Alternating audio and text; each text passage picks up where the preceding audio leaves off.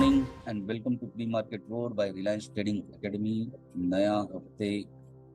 नए हफ्ते की शुरुआत, और ये हफ्ता और अगला हफ्ता मतलब दिस वीक और नेक्स्ट वीक, ये मंथली एक्सपायरी तक का जो रहेगा वो बहुत ही मुझे ऐसा लग रहा है कि प्रोमिनेंट मोमेंट्स हमें इसमें देखने को मिल सकते हैं। बहुत ही इम्पोर्टेंट रहने वाला है। काफ़ी सारी चीज़ें हो रही है ग्लोबल मार्केट्स में भी, और उसका असर हमारे मार्केट पे होगा।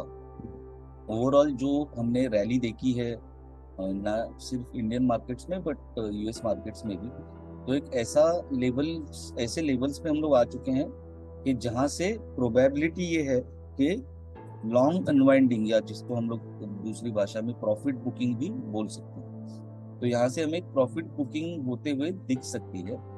और ऑलरेडी एसजीएक्स निफ्टी कुछ मेरे ख्याल से 50-60 पॉइंट नीचे ही ट्रेड कर रहा है। तो हम लोग एज यूजुअल डाउ जोन्स से शुरू करते हैं। तो basic, even before I start, मुझे सबसे पहले तो ये कहना होगा कि जितने भी लॉन्ग पोजीशंस होंगे उसमें एक बार प्रॉफिट बुक कर लेना चाहिए।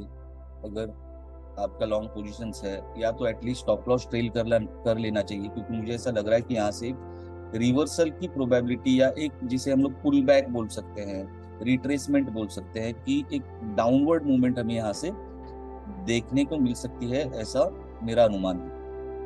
तो हम लोग डाउ जोन्स से शुरू करते हैं। तो डाउ जोन्स में भी हमारा जो 34,000 का टारगेट था वो डाउ जोन्स ने अचीव कर लिया।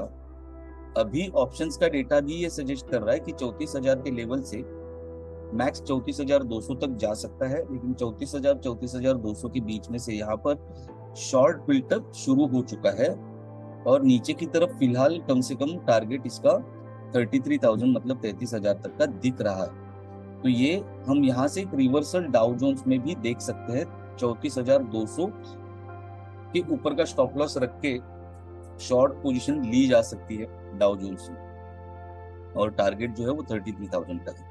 S&P 500 में भी हालांकि जो हमें नज़ारा दिख रहा है, तो वहां पर बुल्स और बेयर्स के बीच में घमासान हो गई है अच्छे खास। तो फिलहाल 4,150 के आसपास उसका पिवोट बना हुआ है, लेकिन नीचे आएगा तो 4,100 और फिर 4,000 तक की मूवमेंट हमें S&P 500 में भी दिख सकती है। This could become the target, लेकिन इसके नीचे आएगा तो ऑब्वियसली नेक्स्ट टारगेट हमारा 4,050 तक का रहेगा। तो S&P 500 में फिर भी बहुत ज्यादा बेरिशनेस नहीं है as compared to Dow Jones. Dow Jones में बहुत क्लियरली शॉर्ट बिल्टअप दिखाई दे रहा है। बात करते हैं निफ्टी की।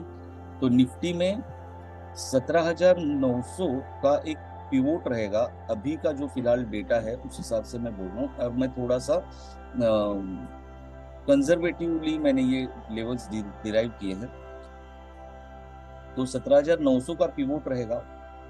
जो प्राइस एक्शन हमें देखने को मिला है फ्राइडे को, ऑब्वियसली थर्सडे को, तो उसमें एक्सपायरी डे था। तो एक्सपायरी डे के दिन जो होता है वो ज्यादा करके प्रीमियम खाने के लिए इंस्टीट्यूशंस प्राइस को कंट्रोल करते हैं, और उनको जहां चाहिए वहां पर क्लोज करते हैं। तो 17,800 के ऊपर भले ही क्लोज किया होगा, बट एक 17,800 का भी लेवल प्रोमिनेंट लेवल है निफ्टी के लिए। बट एज ऑफ नाउ जो ऑप्शंस का डेटा है उस हिसाब से 17,900 तक का, एक 17,900 का पिवोट का लेवल है।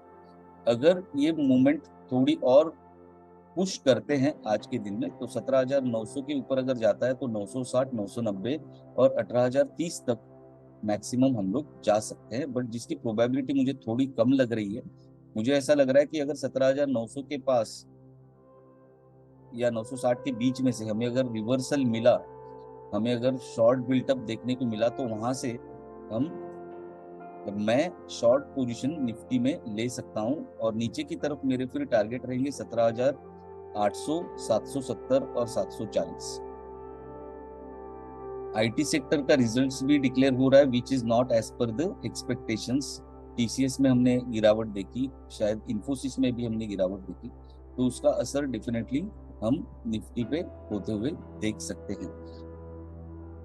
थोड़ा सा कॉशियस रहना पड़ेगा। लॉन्ग पोजीशंस अगर होगी तो स्टॉप लॉस ट्रेल कर लेना पड़ेगा, या फिर प्रॉफिट बुक करना ही ज्यादा बेटर होगा, because we have already seen a very good rally. Bank Nifty में थोड़ा ज्यादा ही पुश कर दिया था थर्सडे को, तो मेरा जो टारगेट था वो 42,000 का था, बट 42,000 के भी ऊपर काफी लेकर गए उसको, तो लगभग 42,200 तक लेकर गए। तो बैंक निफ्टी के लिए 42,000 का पिवोट लेवल है।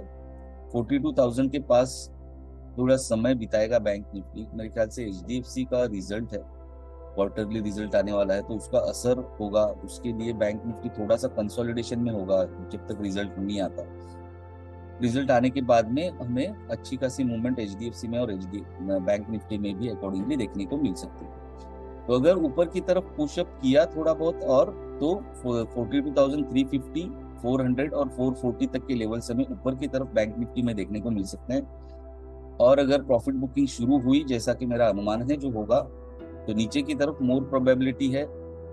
एक बार हम लोग 42,000 के नीचे आ गए तो हमें नीचे की तरफ 41,800, 740 और 665 तक के लेवल्स देखने को मिल सकते हैं। और जैसे कि मैंने निफ्टी में भी मार्क किया था, ये अनफिल्ड गैप यहाँ पर हमने छोड़ा हुआ है, वैसे ही बैंक निफ्टी में यहाँ पर एक अनफिल्ड गैप है। ठीक है, तो ये जो Anfield promises you can say, okay, तो ये गैप फिलअप करने की कोशिश मार्केट आने वाले दिनों में कर सकता है। स्टॉक स्पेसिफिक बात करेंगे तो गोदरेज प्रॉपर्टीज एक काफी लंबे समय का डाउन ट्रेंड था। अब ये डेली चार्ट नहीं है, please note that this is not a day chart, this is a weekly chart.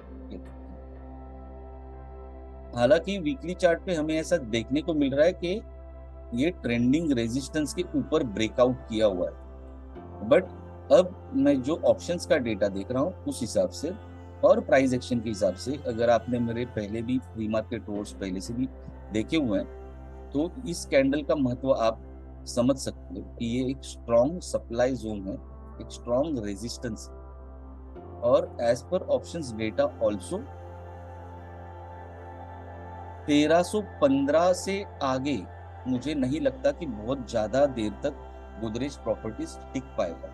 तो 1320 से लेके 1340 के बीच में से, जैसे भी 1315 के ऊपर अगर जाता भी है, 1315 टच भी करता है, तो वहां से I will be very very alert, और मैं गोदरेज प्रॉपर्टीज में एक शॉर्ट अपॉर्चुनिटी का इंतजार करूंगा। जैसे ही डेटा मेरे फेवर में आएगा, फिर हो सकता है वो 1300 से भी आ जाए, हो सकता है गैप अप करके पहले ही डायरेक्ट 1315 पर ही ओपन करे या 1320 पर ही ओपन करे।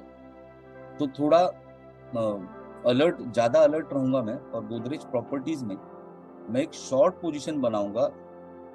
प्रोबेबिलिटी ये है कि ये जो मैंने रेंज मार्क की है, तो जो 1333 का मेरे ख्याल से इसका लो है, तो 1333 से लेके 1350 वो बहुत ही कम संभावना है, लेकिन 1320 के आसपास से I will be alert and I will wait for the data to be in my favour on the short side and I will enter a short trade.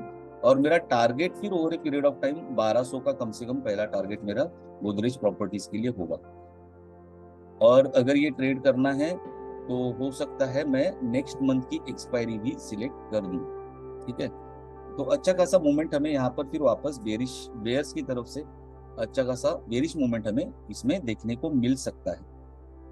Price action के हिसाब से अगर देखें तो ये जो ट्रेंडिंग रेजिस्टेंस ब्रेक किया है, तो फिर से एक बार इस रेजिस्टेंस को टेस्ट करने के लिए प्राइस आ सकती है, जो कि मैं हमेशा कहता हूं मराठी में कि प्राइस जब भी ब्रेकआउट करके जाती है तो वो हमेशा बोलती है कि मी पुन्हा येईन, मी पुन्हा येईन, मी पुन्हा येईन।